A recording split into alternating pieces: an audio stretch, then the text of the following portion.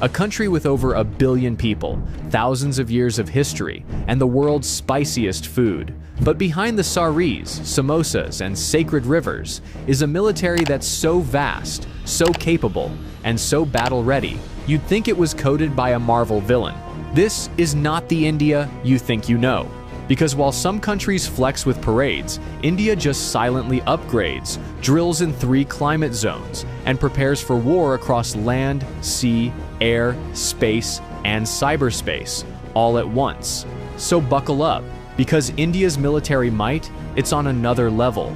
Let's talk geography, because India doesn't live in a quiet cul-de-sac. It's in the world's most intense neighborhood. To the north, you've got China, nuclear-armed, high altitude, and constantly eyeballing mountain borders.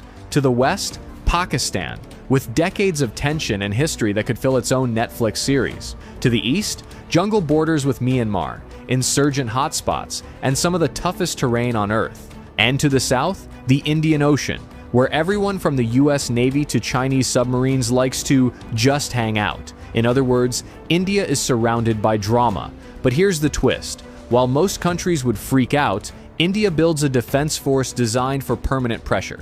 Because peace is nice, but being unbreakable, that's better.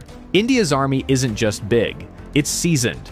With over 1.2 million active personnel and hundreds of thousands in reserve, it's one of the largest standing armies on the planet.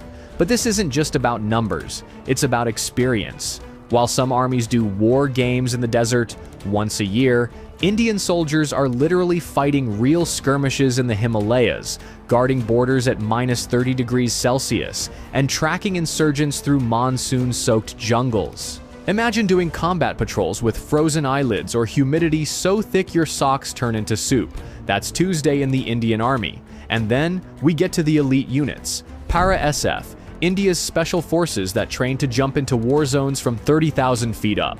They go behind enemy lines and vanish like a WhatsApp status. Ghatak platoons, the army's pointy end of the spear. First in, last out, always loud. RR, Rashtriya Rifles. Fighting counterinsurgency operations 24/7. Not hypothetical, not training. Real combat, real bullets, real stakes. And they're not just trained for ground warfare. They're trained for multi-front conflict, from urban environments to mountain peaks higher than most planes fly. You want gritty? India's army defines it. Now let's talk sky supremacy. The Indian Air Force, or IAF, doesn't mess around. With over 1,500 aircraft, it's one of the biggest and most versatile air forces in the world. And it flies everything. You've got Sukhoi Su-30 MK-IS, multi-role monsters that dogfight like fighter jets and strike like bombers. Rafale jets, precision, speed, stealth. These things could thread a needle from a mile away. Tejas, India's indigenous fighter jet that proves "Make in India" also means mess with me and perish. Oh, and the pilots? They train at altitudes where oxygen is a suggestion, and landing strips are made of ice. But IAF's strength goes beyond jets. You've got AWACS for battlefield surveillance, airborne refueling tankers for long-range operations, and missile systems that give enemy aircraft approximately 0 chances. In a real conflict, India could deploy squadrons to multiple theaters, rain down firepower from 3 directions, and still have jets in reserve. And did I mention they once bombed a terrorist camp 80 kilometers into another country, casually flew back and said, "Yup, we did that"? Yeah, they don't bluff. Now, let's go aquatic. India's Navy is the silent assassin of South Asia. It guards over 7,500 kilometers of coastline, controls key shipping lanes in the Indian Ocean, and has eyes on every passing vessel. We're talking aircraft carriers, INS Vikrant and INS Vikramaditya, stealth destroyers, frigates, corvettes, and landing ships, and nuclear submarines that can launch ballistic missiles from under the damn ocean. The Navy doesn't just protect, it projects. It performs joint drills with the US, Japan, Australia, France, you name it. Why? Because India knows something every superpower knows too. Whoever controls the Indian Ocean controls trade, and India has home field advantage. Plus, if things ever go nuclear, the Navy has INS Arihant, the nuclear-powered submarine with second strike capability, meaning, even if everything else is taken out, India can still end you from under the waves. Their missile arsenal is no joke. Agni series. These are not firecrackers. They're long-range nuclear-capable ballistic missiles. BrahMos, one of the fastest cruise missiles in the world, co-developed with Russia. It hits targets faster than most people hit the snooze button.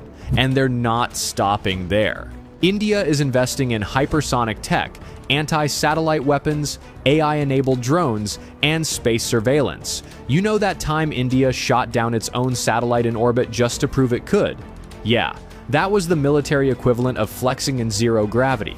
And while other nations are figuring out drone warfare, India is already using domestically built UAVs for surveillance, target acquisition, and strike operations. This isn't just defense, it's domination through innovation. Not all wars are fought with bullets. The country knows the next major war could start with a keyboard, not a gun. So the country is building one of the most formidable cyber defense and cyber offense teams on the planet. They've got CERTIN, India's cyber emergency response team, RAW, the shadowy foreign intelligence agency that makes MI6 look like the Scooby-Doo gang, NTRO, the tech spy wing that focuses on signals intelligence, satellite interception, and cyber espionage. From protecting infrastructure to disrupting terror networks, India's digital warriors are already fighting tomorrow's wars. Today. Here's the final boss level.